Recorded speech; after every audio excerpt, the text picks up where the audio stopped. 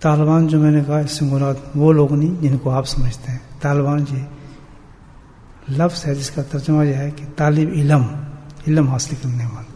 اس سے نہ منسوب کر دینا کہیں ان لوگوں کو بات کریں کہ ہم وہ لوگ ہیں. نہیں، طالب کہتے ہیں اسٹوڈنٹ، لفظ ہے اردو کا، لیکن اصطلاح بن گئی نا، خراب سمت پر چلی جاتی ہے. آدمی کی لفظ بولتے ہیں وہ اچھا وہ آدمی. تو یہ میں نے کہا نا کہ ہم جیسے اسٹوڈنٹ کے لیے، علم حاصل کرنے والوں کے لیے یہ لفظ اس سمت میں نے استعمال کیا ہے. اس کو غلط پیرائے میں نہ سوچیں. تشریح کر دوں، وقت نازک ہے اس لیے بتانا چاہتا ہوں. ہمارا نئے لوگوں سے کوئی تعلق ہے، نہ رہا ہے نہ رہے گا انشاءاللہ. اللہ کا ذکر کرنے والے لوگ صلح پسند، اچھے اخلاق اور لوگوں کو محبت کی دعوت دینے والے لوگ ہوتے ہیں. لڑانے والے نہیں، جھگڑے کرنے والے لوگ نہیں ہوتے. اس لفظ کی میں نے آپ کے سامنے تشریح کی ہے. انسان کو چاہیے کہ ذکر کرے. کتنے پیارے انداز سے فرمایا ہے کہ انسان کو چاہیے کہ ذکر کرے اگرچہ اس کو لذت نہ بھی آئے. بہت قیمتی بات کی ہے کہ جب انسان اللہ کے ذکر میں کس طرح اللہ گھیر لاتا ہے، کسی بندوں سے ذکر شروع کرا دیتا ہے اور ذکر کرنے لگتے ہیں یا کسی مجلس میں جانے لگتے ہیں، اللہ توفیق دیتے ہیں. ہمیں سمجھ تو نہیں پڑتی کتنا بڑا عمل ہے، اللہ نے کیسے کیسے انعامات رکھے ہوئے ہیں، اللہ کا کتنا بڑا فضل ہے، کرم ہے کہ ہمیں، جس کے بارے میں حدیث میں ہے کہ سب سے بڑی نعمت اللہ دیتا ہے اس شخص کو جو اللہ کا ذکر کرتا ہے. دستی وغیرہ نہیں ہوتی. وجہ اس میں کیا ہوتی ہے کہ اس کی انٹینشن یا نیت جو ہوگی ذکر کرتے وقت وہ اس قسم کی ہوتی ہے کہ ذکر کریں تو اس میں کوئی بہت ہی مزیدار چیزیں سمجھ آنا شروع ہو جائے. ہمیں ذکر کو ہم سمجھتے ہیں کہ ایک اسپیشل لائن ہے، صوفیوں کی لائن ہے، اللہ والوں کی لائن ہے.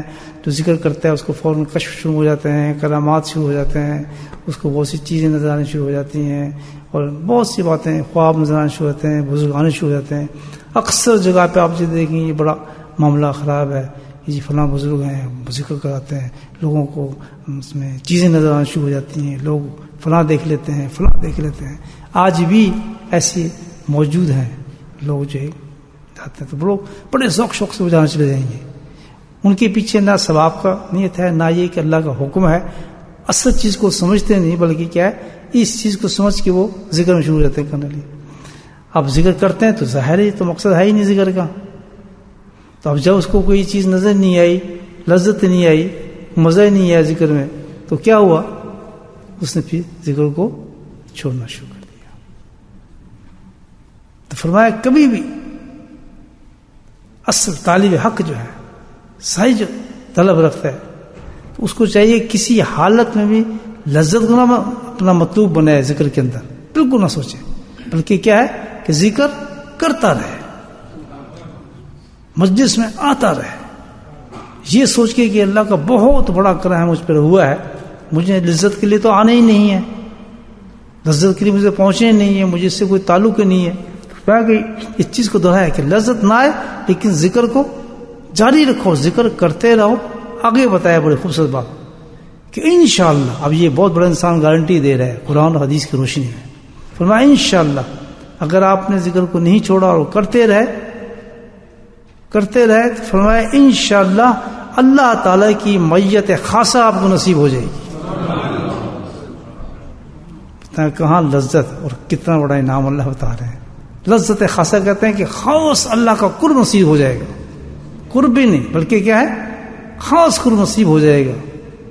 بس یہ چاہتے ہیں ضرور، بہت ضروری چیز ہوتی ہے اللہ کے ذکر کے ساتھ، ہٹے نہ آدمی کرتا رہے.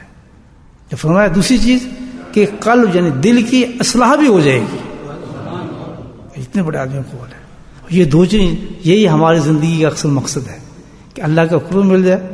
جب اللہ ہی مل گیا تو سب مل گیا. بزرگ فرماتے ہیں کہ دو انسان ہیں، ایک بیٹھا ہے ذکر کر رہا ہے، دوسرا ذکر کر رہا ہے. ایک کوئی کشف شروع ہو گیا، کسی کو دیکھ لیا، اور دوسرے کو کچھ نہیں نظر آیا، بیچارے کو اس نے کچھ نہیں دیکھا.